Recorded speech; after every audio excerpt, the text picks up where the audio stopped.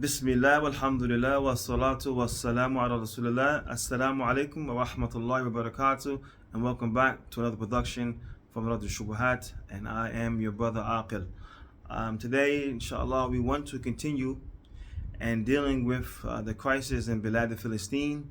And in particular, we are addressing and exposing and refuting the doubts of a perpetrator of falsehood, a fraud, who advocates for himself to be someone who's fair and unbiased, but in actuality, we will see this is the opposite of the reality. A gentleman by the name of Piers Morgan, and he had on his show in the last week or so many personalities from Islamic background, many Muslims, or those who are advocating for the plight of the Palestinian people, and rightfully so.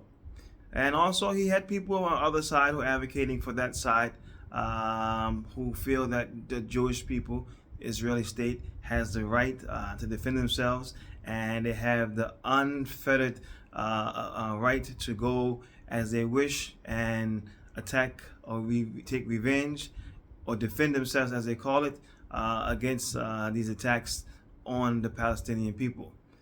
So we want to bring our audience up to speed on some of these things and expose the people like the likes of Piers Morgan for being a fraud and a liar, for advocating himself to be fair and unbiased, when in actuality that's not the case.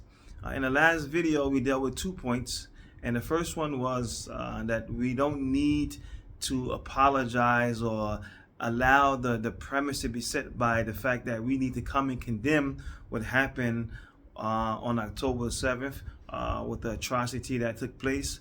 And we're going to deal with what our views are exactly on this atrocity and where it's coming from. But we don't need to have the premise set in such a lopsided and unfair angle that it already puts the Muslims at a disadvantage to come and be on the defensive. Islam quite clearly teaches that we cannot, even in war, attack or target civilians or non-combatants. You cannot attack or target babies. You cannot attack or target elderly people. You cannot even target and demolish the infrastructure of the land in which you're fighting in. The Prophet Muhammad sallallahu alaihi wasallam used to sound very wise. He told us, do not seek out war. Do not desire war. Why? Because war is very difficult. It's by its nature, it's full of casualties. But if war is inevitable, then be steadfast in it. Be steadfast in it. So you go to war, but you go to war with the principles and the rules of engagement. And the West, and there's supposed to be an international understanding of rules of war. We have people who violate those rules of war. They violate international law, in which there are rules of engagement or things set in place by which all of the people in the world should abide by to keep some type of civility even amongst warring or conflicting nations. So these are not foreign to Islam whatsoever. As a matter of fact, quite foundational. But we find that now the other side is trying to perpetrate these things against the Muslims, as if the Muslims are the ones that's violating the principles of Islam or international law, so to speak. So the first principle, or the first point that we dealt with last time, is that we don't need to start from this premise and always come and condemn this. We condemn it outright as Muslims because it's impermissible for us to do such even in war.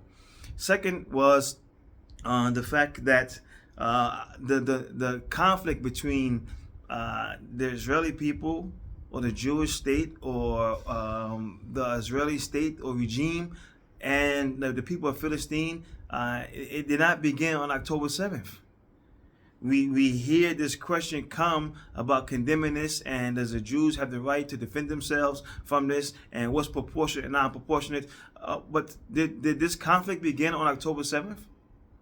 So we dealt with that in a previous video, and if you're interested, then inshallah you can view that last video and give me your thoughts on what we discussed therein. Today we want to deal with two more points, and the first of them is we have to stop accepting, first and foremost, the narrative that comes to us initially from the media, because what we often get is not the reality or the truth. There's an agenda that's perpetrated against the people of Philistine. So in that agenda, we're going to get lies that's presented about them. And then when those lies are disseminated and pushed to the people, and the people begin to believe these lies, it justifies the actions that come behind it. So as Muslims, it's very important for us that we need to not just accept anything that's said against what's happening there, but we need to ask for facts. The Prophet Muhammad ﷺ, he said, "Al-bayyinu ala mudda'i," that the proof is the responsibility of the person who's making a claim. So if you're claiming that there was a terrorist group that you label a terrorist group, Hamas, that went and committed all these atrocities, over 1,400 civilian people were killed and slaughtered and massacred and all these things, then it's upon them to bring the facts for these things, and we're not to accept it just on face value. So that's one, that we need to verify information as it comes to us. Second of all, we need to stop using, this is the second point, we need to stop using the terminology that they give us to use, because the terminology also is the terminology that's setting seeds in the heads of people to get them to see and to feel against the Palestinian people in some kind of way. So when you hear things even like and even people who promote for the Palestinian side begin to use these expressions, but they're not proper. But for instance, they say Palestine is it's the largest open prison in the history or in the world. No. We don't accept that Palestine is an open prison, even though it's being used to show and condemn the atrocities of the Israeli state. But still, even to use the expression, we need to identify what's taking place and call it for what it is. And it's not an open prison, because prison indicates that somehow the people housed there are criminals, as if the Palestinians are criminals. What crime did they commit that they should even be in a prison? So when you say open prison, it's somehow subliminally setting a seed that these people are criminals, and they need to be in a prison or in cage or locked up. So this is the premise.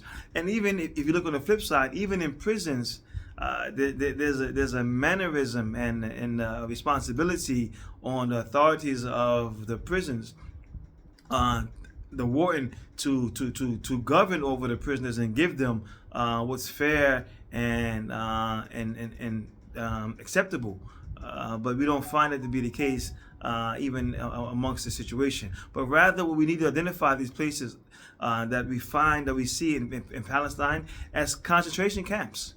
This is what we need to see it as, because that's exactly what it is. They're concentration camps. They are the Palestinian people have been mustered into a corner of their land and subjected to ethnic cleansing, genocide, oppression, and all types of aggression towards them, to feel less than human and less than having the human rights that they were born with. So this is not an open prison, but rather, in fact, it's a concentration camp. And when we look at what happened from the people before to the Jewish people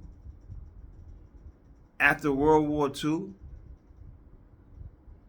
and then look at what the Jewish people are doing now to the Palestinians, we see that the oppressed have now become the oppressors. That vicious cycle and that vicious history that they experience, now they have in fact turned upside down and begin to implement this oppression and this tyranny and this aggression onto the Palestinian people. And this is what we find happening in Bilad Philistine, in the land of Palestine. So the 2 points quickly again, and we're close, is first and foremost, we need to verify information. We need to verify information before we begin to attribute and say it's true and it actually happened, and then begin to carry the false rhetoric and implement it on to the people of Palestine, and just regurgitate what we hear from the status quo, or the dominant narrative. And the second is that we need to stop using the terminologies that they give us to use against the Palestinian people. But you know, the vocabulary and the verbiage that they use, we need to dismantle it and address the situation for what it truly is. When we look in history, in American history, in recent history, we find that there was many actions that happened that the government, the West, gave to us as one narrative, but in fact that wasn't the case. And we can cite many examples of that. We can go to 9/11. 9/11, and it was claimed perpetrated by Bin Laden and his people. And what happened after that? They invaded Iraq. But this was used for justification to invade Iraq. Now look at what Netanyahu said about what he want to do. He's going to go into Philistine in a way they never did before. But he needs justification. He needs popular opinion on his side. And what's happening for the first time in this history of this conflict between the Israelis and the Palestinians is that popular opinion is turning, because people are seeing the truth for what it truly is. With this social media and everything, people are seeing the reality of what's going on the ground, and they're seeing that the narrative that they're being giving or being fed by the status quo, by the West, by the likes of Piers Morgan and so forth and so on, by continuing saying that the Jews have the right to defend themselves. Defend themselves from what? Defend themselves from what? Are you defending yourself from the people that you're oppressing? And then if you happen to suffer in your oppression, you justify more aggression towards these people, and you get the people on your side to justify this along with you. So we have, for instance, the likes of the President of the United States, Joe Biden, saying that he has unwavering support for the people of Israel. How do you have unwavering support for the people of Israel when they're committing atrocities amongst the people? We have a war that took place in proxy between Russia and Ukraine. And who did America side with and fund and help? They sided with Ukraine, and they funded Ukraine, and they assisted Ukraine against Russia, because they claim Russia is doing all these atrocities to Ukraine. But if Russia is doing these atrocities to Ukraine, it's not in comparison to what the Jews of Israel are doing to the people of Palestine. Yet you side with the Jews in this case. Why? So we need to be intelligent and not accept everything that comes to us as being the reality of the matter, because always when you have something of this scale, there's something behind it that they're trying to prepare the people for, and trying to get popular opinion on their side to justify it. And we've seen this with 9/11. We've seen this in the past before in other episodes of history. So be mindful of that. And the second point again is to stop using the terminology that they give, but we need to see the reality for what it is and call it for what it is. This is a genocide. This is an apartheid. This is an occupation. Where they live, they have forced the Palestinian people to be in concentration camps, because that's what it is. And no, maybe they don't have extermination sites, but the whole country is an extermination site where you're dropping bombs on unmitigated assessment of who you're trying to target. You're destroying hospitals, you're destroying schools, you're destroying people's houses, you're destroying communities, neighborhoods, and you haven't identified your target or located them or found them. But still you're doing indiscriminate dropping of bombs on these people. So this is, we have to call it for what it is. And these are 2 points that we want to bring today. The video is a little longer than we wanted to, but we wanted to bring these points, inshallah, and we want to again make the challenge to Piers Morgan to accept the invitation for a dialogue on these points, and accept the invitation to be criticized for being disingenuous and not really being unbiased, but actually have a very heavy lean or towards promoting the lies and the deceit against the people of Philistine in their reality. هذا وصلى الله على نبينا محمد وعلى آله وصحبه وسلم. سبحانك اللهم وبحمدك أشهد أن لا إله إلا أنت أستغفرك وأتوب إليك. والسلام عليكم ورحمة الله وبركاته.